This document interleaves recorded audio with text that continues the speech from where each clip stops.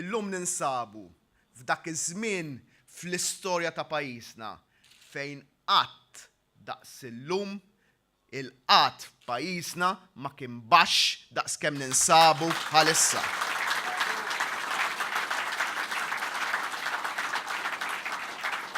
U dik hija l-kisba l-kbira ta' din is-sena u nofs. Dan saħħu l-Prim Ministru Joseph Muscat waqt il-laqgħa ġenerali annwali tal-Kumitat Distrettwali tar-Raba' Distrett f'Ħalaxa. Muscat iddeskriva r-riżultat tal-istatistika dwar il-qatt f'Malta bħala wieħed storiku, speċjalment meta mqabbel mar-rata ta' qatt li kellu pajjiżna fil-passat u l-intiret minn gvern preċedenti u kif ukoll meta mqabbel ma' sitwazzjoni fil-kumplament tal-pajjiżi Ewropej. Fil-fatt pajjiżna huwa wieħed mill-aktar pajjiżi Ewropej li għandhom rata baxxa ta' qatt. Il-Prim Ministru qal li dan huwa frott il-pjan tal-Gvern li beda deħel fis-seħħ sa mill-ewwel budget li rnexxielu jistimula l-ekonomija u jagħmel is-suq tax-xogħol aktar flessibbli. Minkejja l-istatistika Muscat sostna li għad fadal xi jsir sabiex min isib xogħol isibu u min m'għandux il-ħiliet neċessarji biex jagħmel dan jingħata it-taħriġ neċessarju. Joseph Muscat saħaq li l-indikaturi ekonomiċi huma pożittivi u dan qed ikun ikkonfermat minn ċertifikati internazzjonali bħal rating A3 li nata pajjiżna minn Moody's, Aġenzija ta' Klassifikazzjoni ta' Kredtu Internazzjonali din il-ġimgħa. Dan ir-rapport tal darb'oħra xejjen il-biża li prova joħloq Partit Nazzjonalista qabel elezzjoni ta' bżonn ta' bailout. Biża li l-Partit Nazzjonalista għadu sissa qed jipprova jiżra fost il-pubbliku.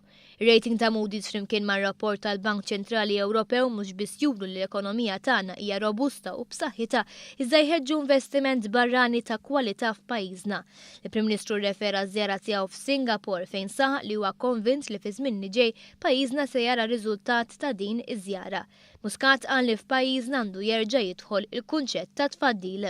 Nerġgħu nibdu bl-idea illi dan il-pajjiż mhux jonfoq kull mandu. Mhux jaqbatu jonfoq għallu minn Malta warajna lill-uliedna inħallulhom xi ħaġa. Dak irid ikun il-legacy tagħna, l-legat tagħna illi nkunu ħallejna Fond Nazzjonali ta' Żvilupp illi jkun jista' jibda jinvesti. Il-Prim Ministru refera għal budget tas-sena 2015 li kien approvat mill-Kummissjoni Ewropea mingħajr problemi, għal kontrarju ta' dak li prova jpinġi il-kap tal-Oppożizzjoni. Budget li se jkompli jaħdem fuq dak li kiseb il-Gvern sissa. Ħankomplu mixin il-qoddim, ħankomplu mixin il-qoddim sitwazzjoni ta' tkabbir ekonomiku li jissarraf f'xogħol, xogħol li jissarraf f'taxxi li jinġabru t-taxxi mingħand in-nies, taxxi li jissarfu li nonfqu l-flus għall-edukazzjoni, għas-saħħa, għall-infrastruttura, għas-servizzi soċjali u għan-nies b'diżabilità. Dak huma l-prijoritajiet fejn irridu nimxu għal dan il-pajjiż.